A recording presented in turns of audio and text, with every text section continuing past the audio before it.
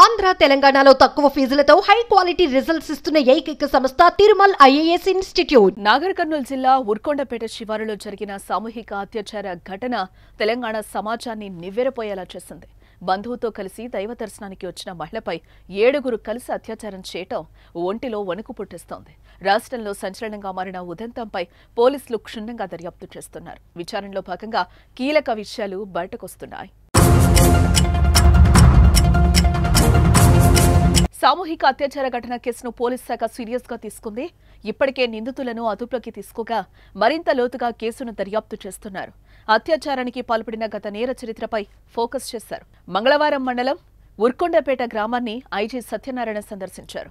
జిల్లా SP Vaibhav Gaikwad, DSP Venkateswarlu, CA నాగార్జునులతో ఘటనా స్థలాన్ని పరిశీలించారు. అనంతరం మీడియాతో మాట్లాడుతూ నిందితులను కఠినంగా శిక్షిస్తామని హామీనిచ్చారు. గతంలో కూడా ఈ గ్యాంగ్ పలు నేరాలకు పాల్పడినట్టుగా విచారణలో తేలిందన్నారు.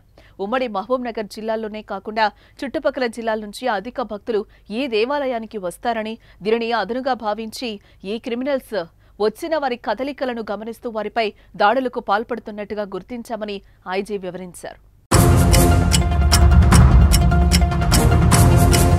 ఉగాది ముందు రోజున 29 మార్చ్ రాత్రి 10:30 సందర్భంగా ఇక్కడ ఉరుకొండపేట ఆంజనేయ స్వామి టెంపుల్లో జరిగే అఖండ భజన జాగారం సందర్భంగా ఒక వివాహిత తన బంధువు సహచరుడు అయిన ఒక అతను అనుమానాస్పదంగా రావడంతో దాన్ని అదునుగా భావించి ఇక్కడే 7 వ్యక్తులు అంజీ, మణికంఠ, మహేష్, సాదిక్ లాంటి వాళ్ళు 7 అత్యంత పాశవికంగా ఒక వివాహితను రేపు చేయడం జరిగింది.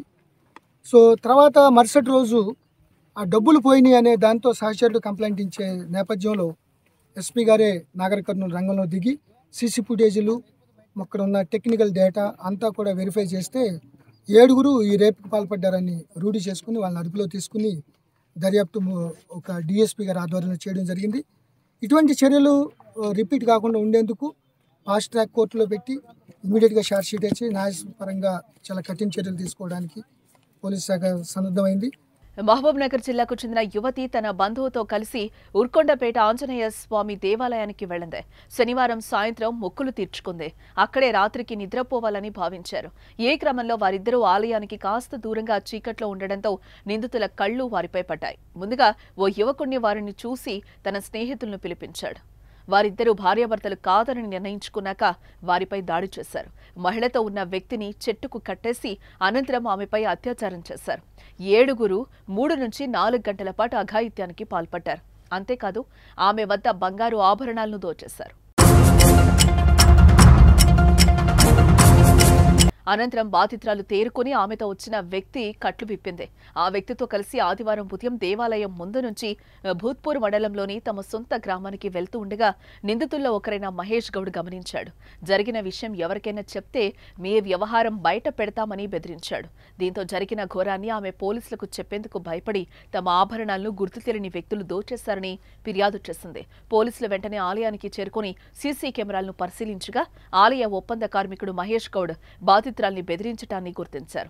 అప్రమత్తమైన ఎస్ఐ కృష్ణదేవ ఈ విషయాన్ని ఎస్పీ దృష్టికి తీసుకెళ్లి మహేష్ గౌడను విచారించగా ఆ తర్వాత సంచలన విషయాలు వెలుగులోకొచ్చాయి.